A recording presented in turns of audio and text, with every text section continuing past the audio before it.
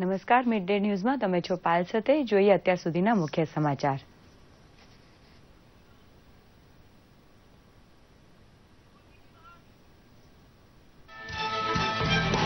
પાકિસ્તાન દ્વારા ફરી સંઘર્ષ વિરામનો ભંગ. જમ્મુના નૌશેરા સેક્ટરમાં કર્યો ગોળીબાર.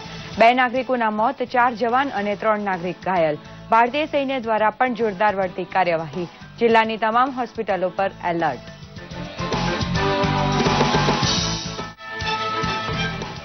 અમેરિકાએ પાકિસ્તાન સાથે જોડાયેલા આતંકી સંગઠનો ઉપર લગાવ્યો પ્રતિબંધ. સંયુક્ત રાષ્ટ્ર સમિતિએ પાકિસ્તાન પોલીસ અને ગુપ્તચર સંસ્થાઓ દ્વારા થતા અત્યાચારની કરી નિંદા.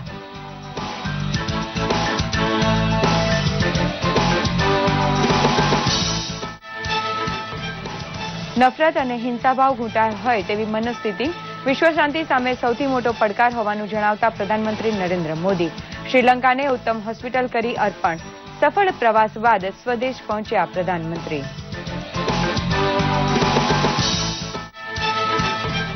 સિરામિક ટાઇલ્સનું ઉત્પાદન કરવામાં શિરમોર એવું મોરબી હવે કાચા માલ સામગ્રી ઉત્પાદનમાં ઝંપલાવે છે. ટાઇલ્સની ડિઝાઇનમાં રંગપૂર્ણી માટે વપરાતી ઇંકની આયાત બંધ કરવા ઘર આંગણે ઉત્પાદન શરૂ કરે છે મોરબી.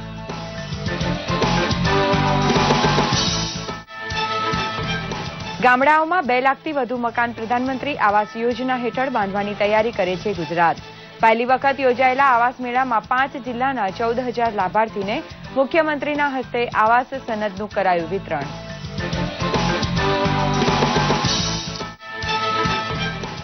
સાબરકાંઠા અને અરવલ્લી જિલ્લાના સંયુક્ત કૃષિ મહોત્સવનો આરંભ કરાવતા વિધાનસભા અધ્યક્ષ રમણલાલ વોરા. અર્થતંત્રને વેગવાન બનાવવામાં કૃષિ ક્ષેત્રને ગણાવ્યું મહત્વનું માધ્યમ.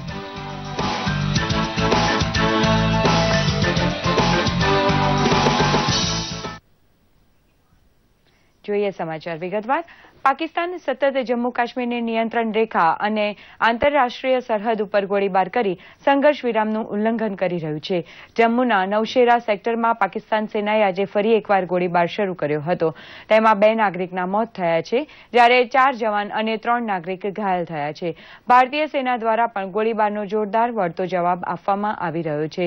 જમ્મુ જિલ્લાની હોસ્પિટલોમાં એલર્ટ જાહેર કરાયો છે અને તબીબી વ્યવસાય સાથે સંકળાયેલા તમામ કર્મચારીઓની રજાઓ રદ કરી દેવાઈ છે. સ્થાનિક વહીવટી તંત્ર દ્વારા પરિસ્થિતિનું મૂલ્યાંકન કરવામાં આવી રહ્યું છે. પાકિસ્તાની સૈનિકોએ શુક્રવારે જમ્મુ જિલ્લામાં આંતરરાષ્ટ્રીય સરહદ ઉપર મોર્ટાર છોડીને સંઘર્ષ વિરામનું ઉલ્લંઘન કર્યું હતું, જેમાં બીએસએફનો 1 જવાન ઇજાગ્રસ્ત બન્યો છે. આ બનાવમાં સૈનિકોએ વળતી કાર્યવાહી શરૂ કરી હતી. શ્રીલંકાના પ્રવાસ દરમિયાન પ્રધાનમંત્રી નરેન્દ્ર મોદીએ દુનિયામાં સ્થાયી શાંતિના માર્ગમાં ઘૃણા અને હિંસાની માનસિકતા ઉપર ચિંતા વ્યક્ત કરી હતી. આંતરરાષ્ટ્રીય સમારોહને સંબોધિત કરતા પ્રધાનમંત્રીએ કહ્યું કે બંને પાડોશી દેશો વચ્ચે પરસ્પર સંબંધ ઘણા ક્ષેત્રે છે અને તેમાં લોકોના દિલમાં જગ્યા બનાવવાની છે. તેમણે ઉમેર્યું હતું કે શ્રીલંકાના લોકોનો આર્થિક અને સામાજિક વિકાસ 1 અબજ 25 કરોડ ભારતીયો સાથે જોડાયેલો છે. તેમણે કહ્યું કે શ્રીલંકા સાથે ભારતના વિકાસ સહયોગનો એકમાત્ર ઉદ્દેશ શાંતિપૂર્ણ, સમૃદ્ધ અને સુરક્ષિત ભવિષ્યને હાંસલ કરવામાં મદદ પહોંચાડવાનો છે. આ પ્રસંગે પ્રધાનમંત્રીએ વારાણસી અને કોલંબો વચ્ચે સીધી ફ્લાઇટ સેવા શરૂ કરવાની પણ જાહેરાત કરી હતી. May not be from conflict between the nation states. It is from the mindset, thought streams and entities and instrument rooted in the idea of hate and violence. The menace of terrorism in our region is a clear manifestation of this destructive emotion. Sadly, these ideologies of hate and their proponents in our region are not open to dialogue and hence only open to causing death and destruction. આપણે ઘરોમાં જે રંગીન tiles લગાવીએ છીએ એ છેલ્લા દશકની make in ઇન્ડિયાની એક સફળ કહાની છે. માટીમાંથી બનતી આ ટાઇલ્સને સુંદર રંગ બક્ષનાર શાહી જે અત્યાર સુધી વિદેશથી આયાત કરવી પડતી હતી એ હવે મેક ઇન ઇન્ડિયા હેઠળ સ્વદેશમાં બનતી થઈ છે.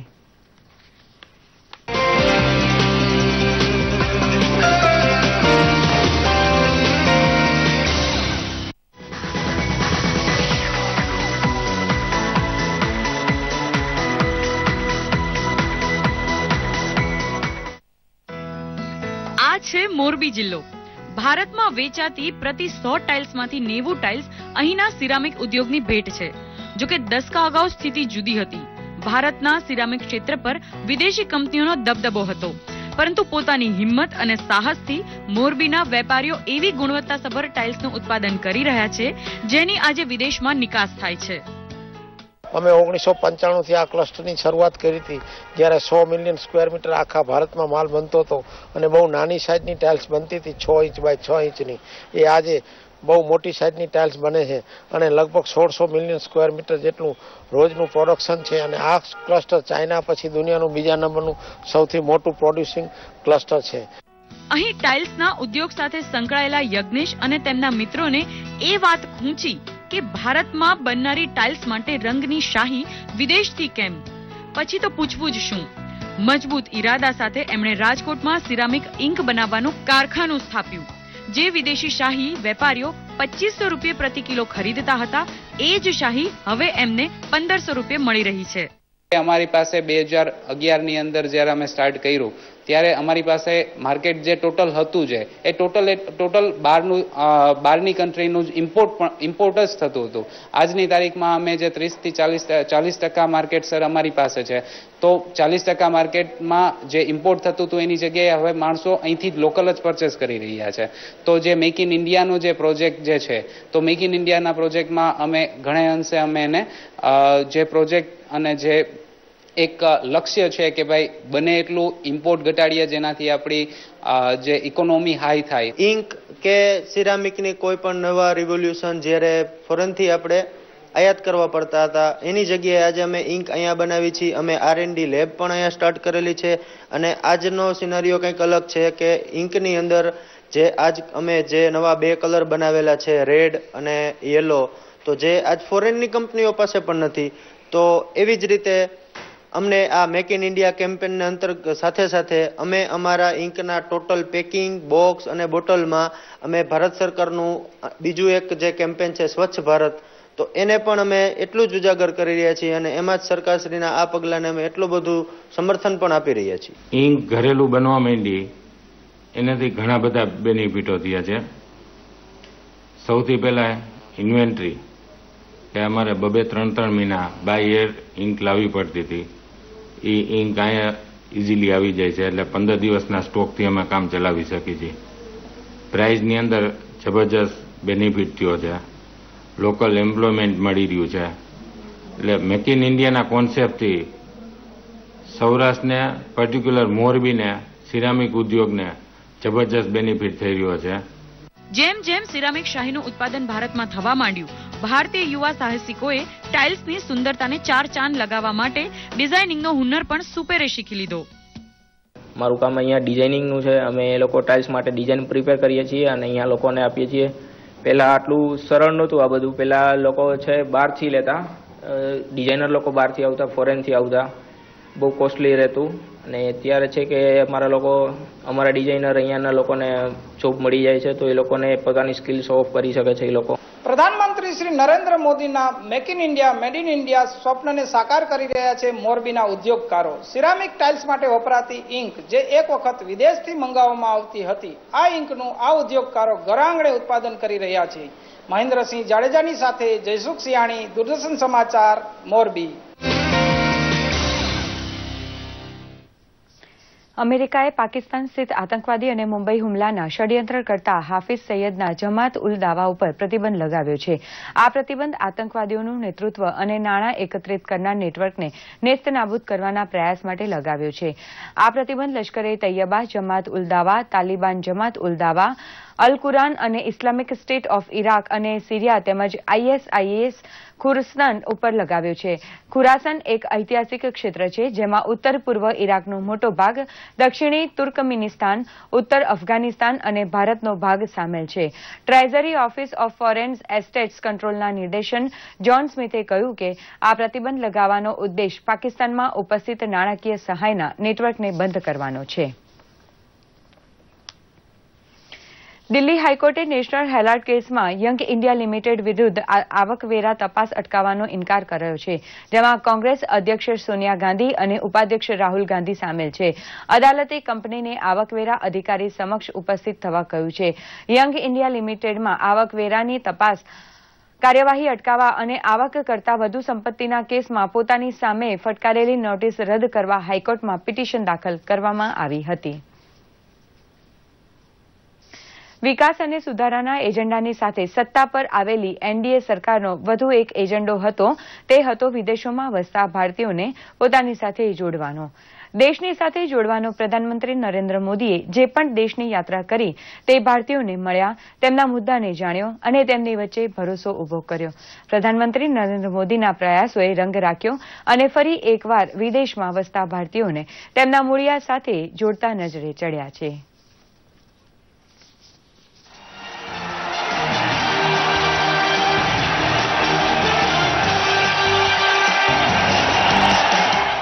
મે 2014માં લોકસભાની ચૂંટણીમાં મોદી મેજિક અને ઉત્સવની તસવીરો ન માત્ર ભારત પરંતુ તેની અસર વિદેશોમાં પણ જોવા મળી.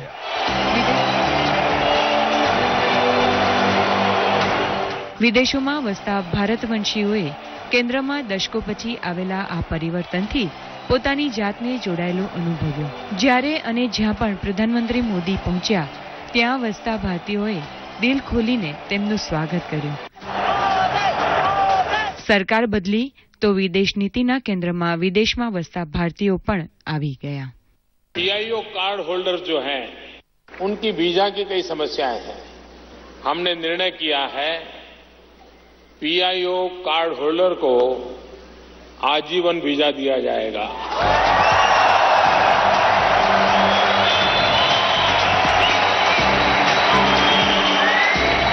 પ્રધાનમંત્રી મોદી સિડનીથી લઈને ન્યૂયોર્ક અને નૈરોબીથી લઈ દુબઈ જ્યાં પણ ગયા ત્યાં રહેનારા ભારતવંશીઓને ઉત્સાહથી મળ્યા. પીએમ મોદીનો જાદુ છાપરે ચડીને બોલ્યો તે મોદી મેજિકની અસર છે કે પરદેશમાં પણ સ્વદેશની ઝલક જોવા મળી.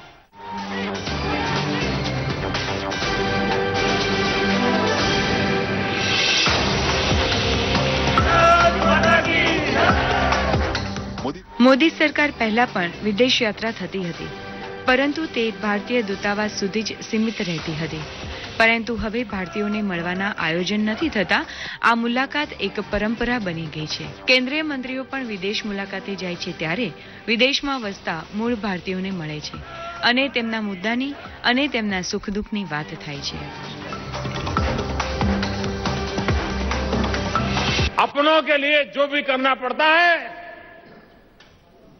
પૂરી શક્તિ લગાકર કર. વિશ્વાસ અને વિકાસના વાતાવરણમાં વિદેશોમાં પણ ભારતની નવી તાસીર સામે આવી રહી છે. લોકો ભારતને હવે શક્તિશાળી અને ઉર્જાના રૂપમાં જોવા લાગ્યા છે. પ્રધાનમંત્રી મોદીના વિકાસના રોડમેપથી સતત સકારાત્મક પરિણામો સામે આવી રહ્યા છે. હવે વિદેશોમાં વસતા ભારતીયો ગર્વ અનુભવી દેશ સાથે ફરી જોડાઈ રહ્યા છે. દૂરદર્શન સમાચાર, અમદાવાદ. ભાજપ પ્રદેશ અધ્યક્ષ જીતુભાઈ વાઘાણીની અધ્યક્ષતામાં અને માનનીય રાષ્ટ્રીય સહસંગઠન મંત્રી વી સતીશજી અને પ્રદેશ પ્રભારી ભૂપેન્દ્ર યાદવની ઉપસ્થિતિમાં પ્રદેશ કાર્યાલય કમલમ ખાતે બેઠક મળી હતી.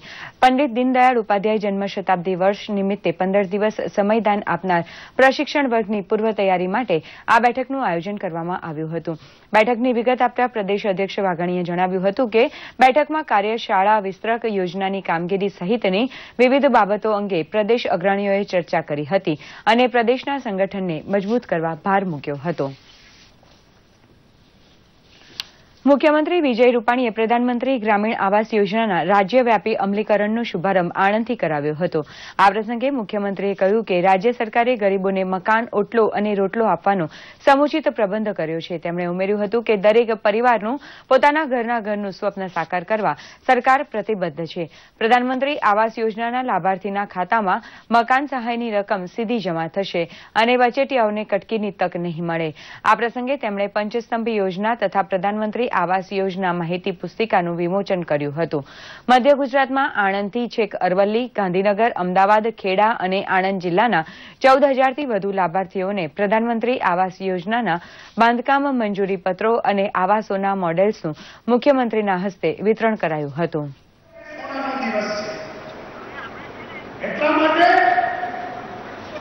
દેશના વડાપ્રધાન નરેન્દ્રભાઈ મોદીએ એમણે આગ્રામાં જાહેરાત કરી હતી કે આ વર્ષમાં એટલે કે આવનારા 5 વર્ષમાં 1 કરોડ મકાન ગરીબો માટે આ દેશમાં બનાવવામાં આવશે કે આ વર્ષમાં 2 લાખથી વધુ પરિવારો કે જેમની માટે છત નથી અથવા તો છત તૂટી ફૂટેલી છે એવા 2 લાખ ગુજરાતના પરિવારોને આ સરકાર 3000 કરોડના ખર્ચે. ખેડા જિલ્લાના નડિયાદ ખાતે નાયબ મુખ્યમંત્રી નીતિનભાઈ પટેલ દ્વારા ₹2229.44 કરોડના વિકાસ કામોનું લોકાર્પણ સહ ખાતમુહૂર્ત કરવામાં આવ્યું હતું, જેમાં ખાસ કરીને નડિયાદની ભૂગર્ભ ગટર યોજના ભાગ 1, સીવર ક્લેટિંગ સિસ્ટમ અને પમ્પિંગ સ્ટેશન ₹54.16 કરોડ, ભૂગર્ભ ગટર યોજના ભાગ 2 માં સુએજ ટ્રીટમેન્ટ પ્લાન્ટ જે ₹53.74 કરોડના ખર્ચે બની રહ્યો છે તેનું લોકાર્પણ કરવામાં આવ્યું હતું. આ સાથે વાસદ અને વલ્લભ વિદ્યાનગર ખાતે તૈયાર થયેલ બસ સ્ટેન્ડનું લોકાર્પણ તેમજ નડિયાદનું તૈયાર થનાર નવું આઇકોનિક બસ સ્પોટનું ખાતમુહૂર્ત કરાયું હતું. વિધાનસભાના દંડક પંકજકુમાર દેસાઈએ જણાવ્યું હતું કે નડિયાદ શહેરમાં છેલ્લા 15 વર્ષમાં અનેક સુખ સુવિધાના વિકાસના કામે વેગ પકડ્યો છે. તેમણે પ્રજાજનોને સરકારી સેવાઓને મહત્તમ લાભ લેવા અનુરોધ કર્યો હતો. સાંસદ દેવસિંહ ચૌહાણે જણાવ્યું હતું કે આગામી દિવસોમાં પણ પ્રજાલક્ષી વિકાસ કામો અવિરત ચાલુ રહેશે. હિંમતનગર ખાતે યોજાયેલા સાબરકાંઠા અને અરવલ્લી જિલ્લાના સંયુક્ત કૃષિ મહોત્સવને ગુજરાત વિધાનસભાના અધ્યક્ષ રમણલાલ વોરાએ ખુલ્લો મૂક્યો હતો. તેમણે જણાવ્યું હતું કે ભારત કૃષિ પ્રધાન દેશ છે અને અર્થતંત્રને વેગવાન બનાવવા માટે કૃષિ મહત્વનું માધ્યમ છે. તેમણે ઉમેર્યું હતું કે વર્ષ 2004થી બંને જિલ્લામાં ખેતી ક્ષેત્રે આમૂલ પરિવર્તન આવ્યું છે. તેમણે પશુપાલનને પૂર્ણ વ્યવસાય રૂપે અપનાવવા અનુરોધ કર્યો હતો. કૃષિ સહકાર અને ખેડૂત કલ્યાણ મંત્રી ચીમનભાઈ સાપરિયાએ જણાવ્યું હતું કે ગુજરાત પ્રથમ એવું રાજ્ય છે જેણે ઓર્ગેનિક કૃષિ યુનિવર્સિટી શરૂ કરવાનો નિર્ણય કર્યો છે. રાજ્યનું કૃષિ ઉત્પાદન વર્ષ 2005માં 9,000 કરોડ હતું, જે વધીને આજે 1,26 લાખ થયું હતું.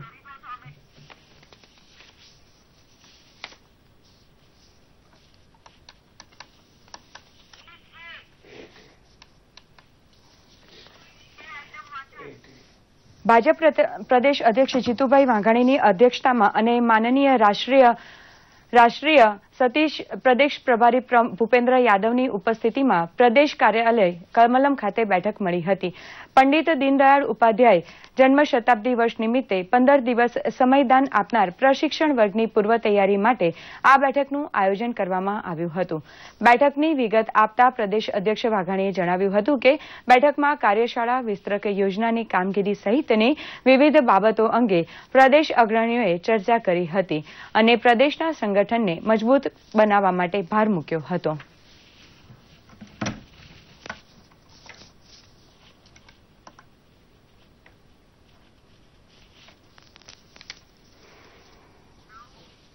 થી 25 સુધી તમામ વિસ્તારક તરીકે 48,000 બૂથમાં રાજ્યના કાર્યકર્તાઓ જવાના છે.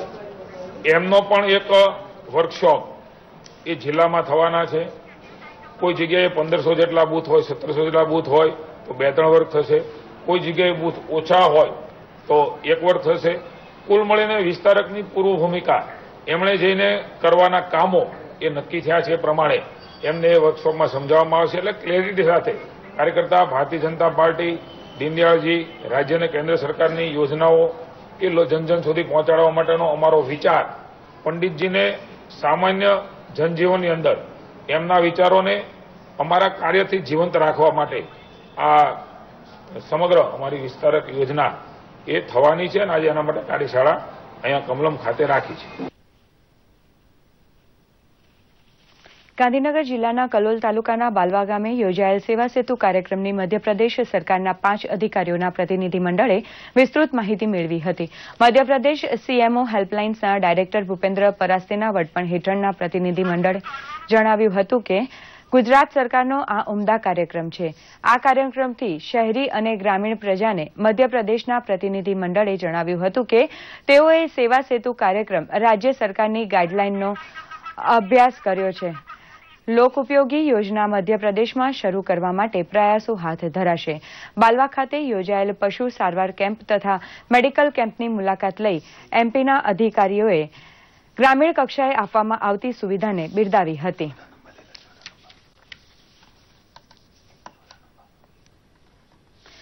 પ્રધાનમંત્રી નરેન્દ્ર મોદી નવેમ્બર 2016ના જાપાન પ્રવાસ દરમિયાન ઇન્ડિયન ટેક્સટાઇલ કમિટી તથા ક્યુકેટ વચ્ચે એમઓયુ કરવામાં આવ્યા હતા, જેના અનુસંધાનમાં જાપાન ડેલિગેશન દ્વારા અમદાવાદ ખાતે લેબોરેટરીની મુલાકાત લેવામાં આવી હતી.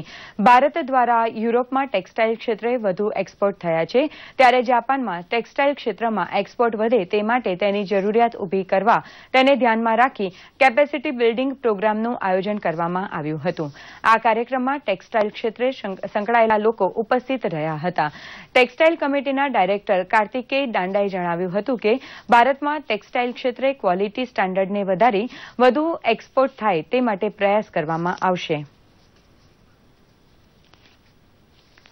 ગુજરાત સાહિત્ય અકાદમીમાં પ્રમુખ તરીકે પદ્મશ્રી વરિષ્ઠ પત્રકાર તથા સાહિત્ય સર્જક વિષ્ણુભાઈ પંડ્યાની નિમણૂક કરવામાં આવી છે. ગુજરાત સાહિત્ય અકાદમીમાં આજ સુધી સાહિત્યને લઈને વિવિધ પ્રમુખ દ્વારા કાર્યો કરવામાં આવ્યા છે, ત્યારે વિષ્ણુભાઈ પંડ્યાએ જણાવ્યું હતું કે આગામી દિવસોમાં સાહિત્યની સાથે સદભાવના જાળવવાનું પણ કાર્ય કરવામાં આવશે. પત્રકારત્વ, ઇતિહાસ, સાહિત્યની સાથે ઇલેક્ટ્રોનિક મીડિયા છે, ડિજિટલ મીડિયા છે, 3 વસ્તુઓ છે અને 3 વસ્તુઓમાં પોતાને અભિવ્યક્ત થવાનો મોટો સ્કોપ છે. એ સ્કોપને યોગ્ય દિશા ઉપર વાળીને નવા યુવકો અને યુવતીઓ પોતાની અલગ અલગ ક્ષેત્રની, મેં કહ્યું એમ કવિતા, વાર્તા, નવલિકા, નવલકથા, ઇતિહાસ કથા, નિબંધો, આવા વિવિધ વિષયો ઉપર કામ કરતા થાય, સંશોધન કરે, વાંચન કરે ને લેખન કરે. આ એક માહોલ પેદા કરવો પડે. સાહિત્ય અકાદમી યથાશક્ય જેટલી એની પાસે તાકાત છે અને બધાને સાથે લઈને આ કામ કરવું એવી અમારી મનેચ્છા છે અને એ કામ અમે જરૂર આગળ ધપાવીશું એવું લાગે છે. દુનિયાભરમાં સિરામિક ઉદ્યોગના હબ તરીકે ઉપસી રહેલા મોરબી પંથકના સિરામિક ઉદ્યોગકારો દેશ વિદેશમાં દર વર્ષે અબજો રૂપિયાનો વ્યવસાય કરે છે. કેન્દ્ર સરકાર દ્વારા જુલાઈથી લાગુ કરનારા જીએસટી અંગેની માહિતી આપવા મોરબી સિરામિક એસોસિએશન દ્વારા માર્ગદર્શન સેમિનાર યોજાયો હતો. આ સેમિનારમાં જીએસટી કાયદાના અભ્યાસુઓ દ્વારા સિરામિક ઉદ્યોગમાં આ કાયદો ક્યાં ક્યાં લાગુ પડે છે તેની છાણવટ કરવામાં આવી હતી, તેમજ જોગવાઈ અંગે કારખાનેદારોને માર્ગદર્શન આપવામાં આવ્યું હતું. કારખાનેદારોએ પોતાના મનમાં ઉદ્ભવતા વિવિધ પ્રશ્નોને પૂછી તે અંગેનું માર્ગદર્શન મેળવ્યું હતું.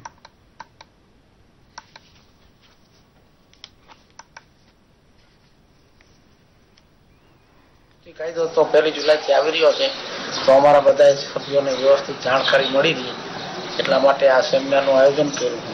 આ સેમિનારનો એક સ્પેસિફિક ઉદ્દેશ એવો છે કે જીએસટીની જે અસરો છે એ ફેક્ટરીનું જે ફાઇનાન્સ પ્લાનિંગ છે અથવા ટેક્સ સેવિંગ છે એમાં કઈ રીતે અસર કરશે અને કઈ કઈ બાબતોને ખ્યાલમાં રાખવાની, એ માટે આશુતોષ ફાઇનાન્સ સર્વિસીસ પ્રાઇવેટ લિમિટેડના એમડી દક્ષેશભાઈ કોઠારીને અમે બોલાવેલ છે અને તેમને આમાં વિગતવાર સમજણ. કેન્દ્ર શાસિત પ્રદેશ દમણમાં સ્વસ્થ ભારત મિશન અંતર્ગત શહેરી વિસ્તારમાં 400 જેટલા શૌચાલય બનાવવામાં આવી રહ્યા છે. આ શૌચાલયના નિર્માણ બાદ દમણનો શહેરી વિસ્તાર ખુલ્લામાં શૌચમુક્ત બનશે. દમણ નગરપાલિકાના પ્રમુખ શૌકત મીઠાનીએ કે નગરપાલિકાના 15 વોર્ડમાં શૌચાલય નિર્માણનું કાર્ય ચાલી રહ્યું છે. 233 પરિવારોએ શૌચાલય નિર્માણ માટે નોંધણી કરાવી છે. હજુ વધુ પરિવારો નોંધણી કરાવશે. શૌચાલય બનાવતા કામદારોએ જણાવ્યું હતું કે 15,000 રૂપિયાના ખર્ચે બનતા શૌચાલયમાં નળ અને પાણીની ટાંકી સાથે હાથ ધોવાની સુવિધા રહેશે. લાભાર્થીઓએ શૌચાલય નિર્માણ અંગે ખુશી વ્યક્ત કરી હતી. સુરત રૂરલ પોલીસ દ્વારા ટ્રાફિક નિયમોનો ભંગ કરનાર પાસે દંડની રકમ વસૂલાત સ્વાઇપ મશીન ઉપર એટીએમ કાર્ડથી વસૂલવાની શરૂઆત કરાઈ છે. આ રીતે કેશલેસ ઇન્ડિયાની શરૂઆતમાં યોગદાન આપવાનું શરૂ કર્યું છે. સુરત જિલ્લામાં રેન્જ આઈજી અને શમશેરસિંહ તેમજ એસપીની સૂચનાથી જિલ્લાના 5 પોલીસ સ્ટેશનો સહિત ટ્રાફિક શાખા દ્વારા કેશલેસ દંડ વસૂલવાની કામગીરી શરૂ થઈ છે. આ પોલીસ સ્ટેશનોમાં કોસંબા, કડોદરા, બારડોલી, માંડવી, પલાસણાનો સમાવેશ થાય છે. તેઓને આ કામગીરી માટે 15 સ્વાઇપ મશીનો આપવામાં આવ્યા છે. આ કામગીરી ભ્રષ્ટાચાર ઉપર આવી શકે તેમજ દંડના નાણાં સીધા સરકારની તિજોરીમાં જમા થશે. ત્યાં ટ્રાફિક પોલીસે ગાડી મારી અટકાવી, મારી ગાડીની બ્લેક ફિલ્મ હોય માટે મને સ્ક્રેચ કાઢી પૈસા દંડ કર્યો અને એ દંડ મેં મારા સ્ક્રેચ કાઢી ચૂકો. એ ઘણી સારી બાબત છે અને આ સરકારી તિજોરીમાં ડાયરેક્ટ જમા થાય એ સારી વાત છે. હું સામેથી ગાડી લઈને આવતો હતો અને સીટ બેલ્ટ બાંધેલો ન હતો તો પોલીસે મને જોયો, જેનો દંડ 100 રૂપિયા હતો તે મેં કાર્ડ ક્રેશ કરીને આપેલો છે. આ દેવભૂમિ દ્વારકાના જગત મંદિરમાં ભગવાન દ્વારકાધીશને ગરમીની સિઝનમાં ચંદનનો લેપ તેમજ વિવિધ પુષ્પોના વસ્ત્રો પરિધાન કરવામાં આવે છે, જેના દર્શનનો લાભ ભાવિકો લઈ રહ્યા છે. અખાત્રીજથી અષાઢ સુદ એકમ સુધી દ્વારકાધીશ જગત મંદિરમાં બપોરે 1 થી 5 દરમિયાન પૂજારી પરિવાર દ્વારા બદામના પાંદડા ઉપર ચમેલી, જુઈ, મોગરો, ગુલાબ વગેરે ફૂલોની કળીના વાઘા તૈયાર કરીને સાંજે ભગવાનને અંગીકાર કરવામાં આવે છે. બેંગ્લોરથી ખાસ મંગાવેલ ચંદન અને તેમાં કિંમતી સુગંધિત દ્રવ્યો દ્વારા ચંદનનો લેપ બનાવીને ભગવાનના શરીરે ચંદનનો લેપ લગાવવામાં આવે છે. ભગવાનને ગળામાં કંઠપાટી, મસ્તકમાં અલકાવાડી, ગાનમાં કુંડળ, હાથમાં બાજુબંધ, ભગવાનના પાછળનો શંખ, ચક્ર, ગદા, પદમને પણ પુષ્પથી શણગારવામાં આવે છે. આજે સોશિયલ મીડિયામાં પીએમએ શ્રીલંકા મુલાકાતનો શેર કરેલ વિડીયો, વિશ્વ સ્વાસ્થ્ય સંગઠનના સદભાવના દૂત બનેલા અભિનેતા અમિતાભ બચ્ચનની ટ્વીટ અને વિશ્વનો સૌથી લાંબો ઝૂલતો પુલનો વિડીયો ખૂબ જ ચર્ચામાં છે. જોઈએ આ રિપોર્ટ.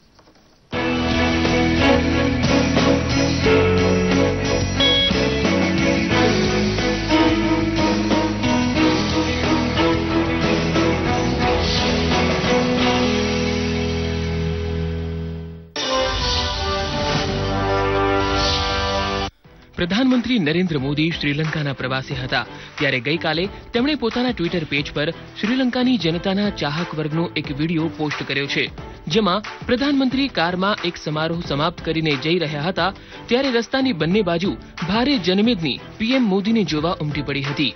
પીએમ મોદીએ પણ હાથ બતાવીને શ્રીલંકન વાસીઓનું અભિવાદન કર્યું હતું. આ વિડીયો ખૂબ જોવાઈ રહ્યો છે અને આરોગ્યમંત્રી જેપી નડ્ડાએ પણ આ પીએમ મોદીની ટ્વીટને રીટ્વીટ કરી છે. અભિનેતા અમિતાભ બચ્ચનને વિશ્વ સ્વાસ્થ્ય સંગઠનના સદભાવના દૂત નિયુક્ત કરાયા છે. અમિતાભ બચ્ચને ટ્વીટ કરીને આ માહિતી પોસ્ટ કરી છે, જેમાં અમિતાભ બચ્ચન દક્ષિણ એશિયા ક્ષેત્રમાં હિપેટાઇટિસ રોકવા અંગે લોકોમાં જાગૃતિ લાવશે.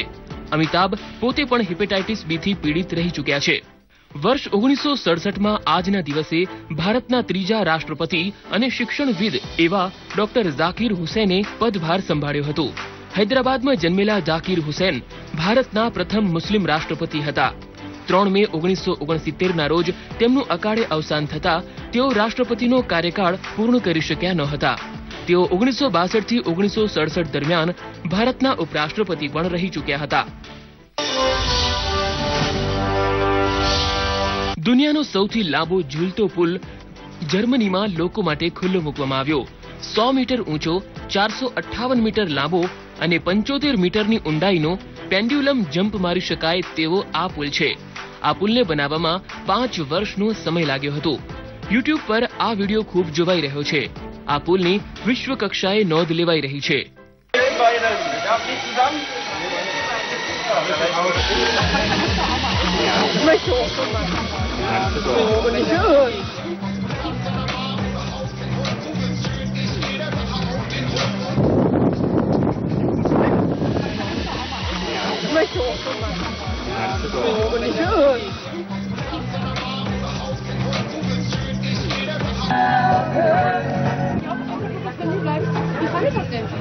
Super.